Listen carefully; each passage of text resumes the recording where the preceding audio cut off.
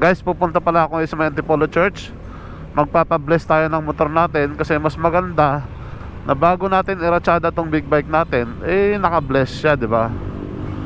Para mas lalo tayo i-protektahan ni Lord, gabayan tayo ni Lord lagi sa biyahe natin gamit itong motor natin. Dito tayo sa Antipolo Church kasi malapit ako dito, at the same time kilala yung Antipolo Church, kaya mas maigi na dito tayo. Kasi hindi natin alam, malay mo matakbo natin sa kung saan to na medyo malayo-layo, di ba? Kaya mas maigi na naka-bless talaga siya. Guys, ang sarap pala dali ng sports bike, oh. Nakakangalay lang siya sa una, pero pag nasanay ka, okay na rin. Ngayon, ilang araw ko pa nga lang gamit na pitik-pitik na gamit to, pero medyo nasanay na ako. Parang easy-easy na lang kahit paano. Ang pinakamahirap na obserbahan ko dito guys sa sports bike, dito sa CX-6R, ay yung pagmaniobra. Tsaka yung paliko, grabe. Sobrang minimal lang talaga. As in, sobrang liit lang ng chance niyang lumiko. Hindi ka guys sa mga yung matataas na bike, malaki yung sakop niya pag lumiko. Ito guys, sobrang liit. As in, ikaw talaga magkocontrol lang mga paikot-ikot mo. Pero masasanay din tayo dyan. So ayun, medyo nahirapan lang tayo, pero ayun, wala ko, masasanay tayo dyan. Lahat naman nag-uumpisa dito eh. Ayan, malapit na tayo. Malapit na. Kita nyo naman guys kung gaano kaganda yung Antipolo Church. Kaso medyo traffic lang dito na side. Ano meron? Talagang tumutukod-tukod pa ako kasi mabigat talaga, literal.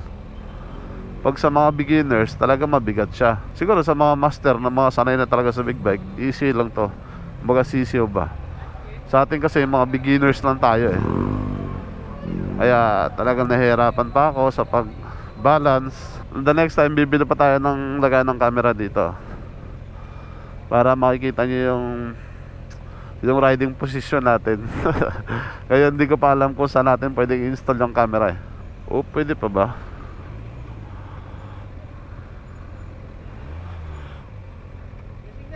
Oo.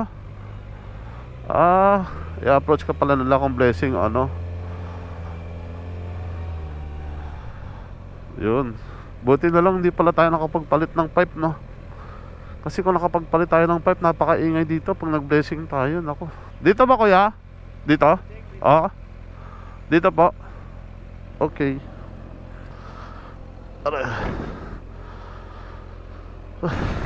Grabe. Naray din ako kahit paano. So papatayin natin. Titignan natin kung paano ang proseso.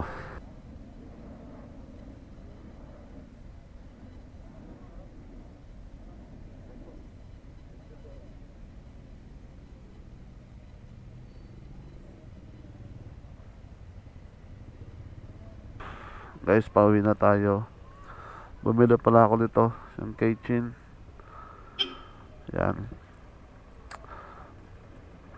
Tapos na rin tayong magsimba, magdasal. Kaya uwi na tayo. Uwi na tayo. Tropa pa lang ano dito, Antipolo. Lord, thank you sa mga blessings. Bibili sana ako ng suman, kaso wala tayong lagayan. Ang hirap bitbitin. Sarap sana ng suman, oh. Paglabas mo ng Antipolo Church, sobrang daming mga pasalubong dito. Grabe guys, ang sarap. Unting piga mo lang talagang susubsob ka pag hindi ka marunong tumimpla. Oop, yeah.